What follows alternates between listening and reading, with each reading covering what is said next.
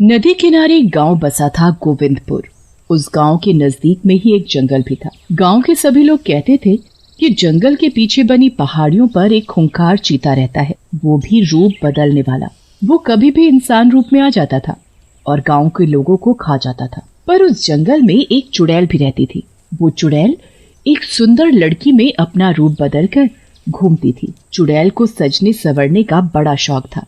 एक ना एक दिन सभी लड़कियों की शादी होती ही है। मेरा भी एक सपना है कि मेरी भी शादी हो एक सुंदर से लड़के से, पर पता नहीं वो दिन कब आएगा। चुड़ैल एक सुंदर लड़की में अपना रूप बदलती है और गांव में घुस जाती है। तभी वहां दूसरी तरफ चीता झाड़ियों में छिपकर बैठा था। आज तो बस कोई मोटा तगड़ा शिकार हाथ आ जाए।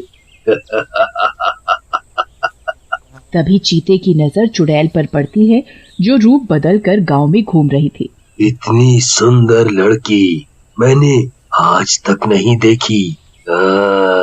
चीता इंसान रूप में चुड़ैल के पास जाता है। दोनों एक दूसरे को देखते ही रहते हैं बस, और दोनों को प्यार हो जाता है। तुम बहुत सुंदर हो, तुम्हारा नाम क्या है? मेरा नाम रूपा है, और तुम्हारा नाम क्या है?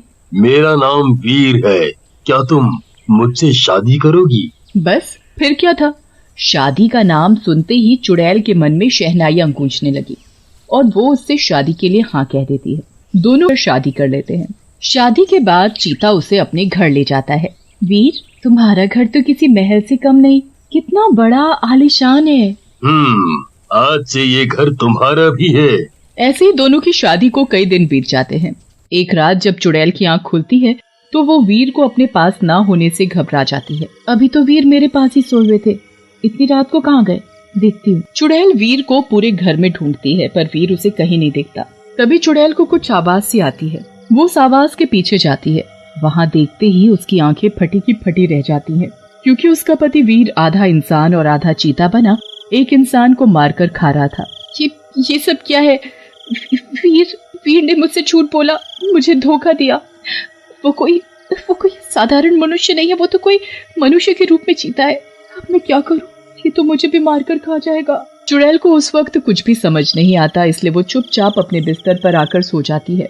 सुबह होते ही चुड़ैल चीते से पूछती है, वीर, अगर तुम मुझे सच में बहुत प्यार करते हो तो तुमने मुझसे छिपाया क्यों कि तुम एक जानवर हो जो कभी भी अपना रूप बदल सकता है, और मैंने तुम्हें किसी आदमी को कच्चा खाते हुए भी देखा है। अच्छा, आखिर तुम्हें पता चल ही गया कि मैं एक जानवर हूँ। पर रूपा, मैं सच में तुम्हें बहुत प्यार करता हूँ। अगर तुम मुझे सच में प्यार करते हो तो लोगों को मार कर खाना छोड़ दो। नहीं, ये कभी नहीं हो सकता। मैं धीरे धीरे गांव के सभी लोगों को खा जाऊंगा। मैं तुम्हें ऐसा कभी नहीं करने दूंगी। मैं उन सभी भोले भाले गांव वालों को बचाऊंगी। तुम ऐसा कुछ नहीं करोगी। मैं चीता हूँ, चीता, जंगल का सबसे खतरनाक जानवर। रूपा उसकी एक नहीं सुनती और तभी रूपा गांव में जाती है, गांव के लोगों को आगाह करने। सुनो सुनो सुनो गांव वालों, सुनो, सभी अपने अपने घरों से निकलो, मैं तुम्हें एक बहुत जरूरी बात बताने आई हूँ। रूपा की आवाज सुनकर गांव के सभी लोग वहाँ इकट्ठा हो जाते हैं। क्या हुआ? क्यों चिल्ला रही हो? और कौन सी जरूरी बात है? बात यह है कि जंगल में एक चीता रहता है और वो ही आए दिन गांव के लोगों को उठाकर ले जाता है और उसे अपना शिकार बनाता है, उसे मार कर खा जाता है। हम तेरी बात का कैसे यकीन करें? तू तो इस गांव की दिखती नहीं, फिर हम सब तेरी बात पर क्यों यकीन करें? मैं सच बोल रही हूँ, मेरी बात का तुम सब यकीन करो। इतना बोलते ही चीता वहाँ गांव में घुस जाता है और जोर से दहाड़ता है। उसे देख सभी गांव वाले थर थर कांपने लगते हैं और अपने घरों में जाकर छिप जाते हैं। वो लड़की तो वाकई सच बोल रही थी, ये तो सच में चीता है। मैं तुम सबको नहीं छोड़ूंगा, सबको खा जाऊंगा। तुम कहीं भी छिप जाओ, मुझसे बचकर नहीं जा सकते। फिर क्या था, चीता मनीष के घर का दरवाजा तोड़कर अंदर घुस जाता है और मनीष को अपने पंजे से खींचता हुआ बाहर ले आता है। बचाओ बचाओ, कोई तो मुझे बचाओ, छोड़ दे ओ चीते, मैंने तेरा क्या बिगाड़ा है? चुप कर, नहीं तो अभी खा जाऊंगा। मैं कितना ताकतवर हूँ, मुझसे ताकतवर यहाँ कोई नहीं है। मैं यहाँ रोज आऊंगा और रोज एक आदमी को खाऊंगा। छोड़ दो उसे, नहीं तो अच्छा नहीं होगा। तुम मेरी पत्नी हो, पत्नी कभी अपने पति का बुरा नहीं चाहती। सभी गांव वालों को पता चल जाता है कि ये दोनों पति पत्नी हैं। अरे गांव वालों, ये दोनों तो पति पत्नी निकले। ये सब इन दोनों की कोई चाल लगती है। एक फंसाता है और दूसरा उसे मार कर खा जाता है।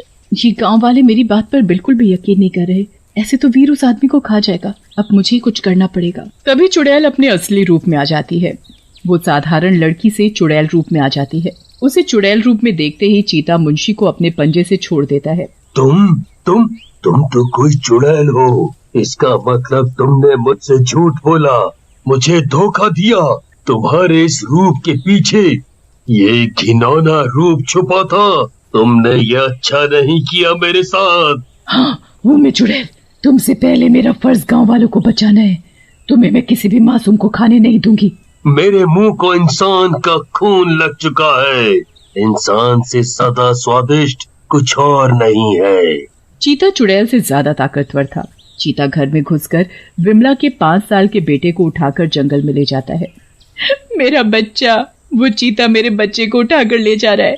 कोई तो बचाओ मेरे पिंटू को। कुछ नहीं होगा उसे, मैं बचाऊंगी तुम्हारे बच्चे को।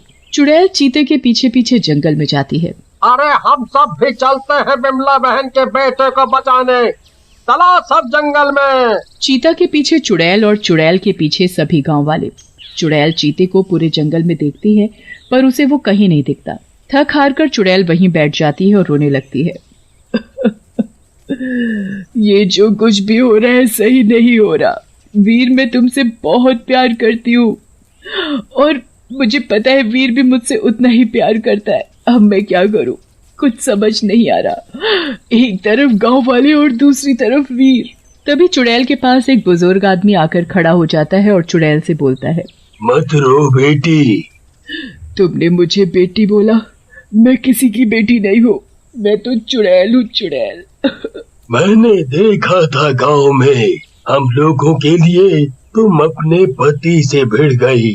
तुम हम लोगों का भला चाहती हो, बुरा नहीं। हम सब ने तुम पर यकीन ना करने का नतीजा देख लिया।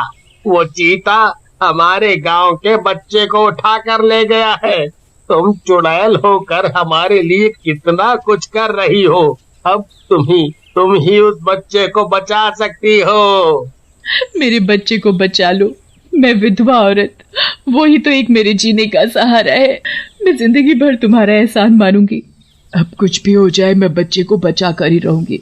फिर चुड़ैल जोर से आवाज लगाती है। पूरे जंगल में उसकी आवाज गूंजने लगती है। वीर, तुम कहाँ हो? छुप कर क्यों बैठे हो? हिम्मत है तो बाहर आओ, मेरा सामना करो। आवाज सुनते ही तुरंत चीता चुड़ैल के सामने आ जाता है और फिर सामने आते ही चीता और चुड़ैल दोनों काफी देर तक आंखों में आंखें डालकर देखते रहते हैं।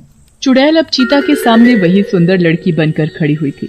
अगर तुम मुझे सच में प्यार करते हो तो लोगों को मारना छोड़ दो। अगर तुम ये सब छोड़ दोगे तो हम दोनों साथ रहेंगे और मिलकर एक साधारण सी जिंदगी जिएंगे। तुम्हें देखता हूँ तो तुम्हारे चेहरे से मेरी नजरें नहीं हटती। मैं सच में तुमसे बहुत प्यार करता हूँ, इसलिए मैंने लोगों को मारना छोड़ दिया, सिर्फ अपने प्यार के खातिर।